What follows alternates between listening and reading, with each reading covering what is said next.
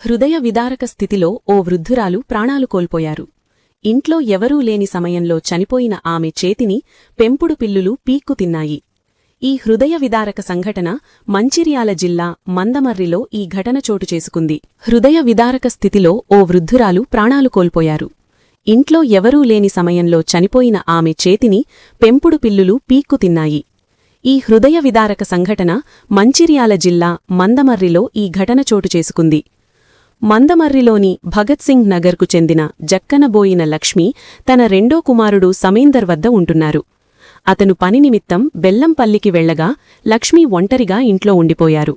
ఈ క్రమంలో ఆమె గడప తగిలి కింద పడిపోగా తలకు గాయమై అచేతన స్థితికి చేరుకున్నారు. ఇంట్లో లైట్లు వెలగకపోవడం, అలికిడి లేకపోవడంతో అనుమానం వచ్చిన స్థానికులు రాత్రి 11 గంటల ప్రాంతంలో ఇంట్లోకి వెళ్లి చూడగా కదల్లేని స్థితిలో ఆమె ఉండడం చూసి కుమారులకు సమాచారమందించారు.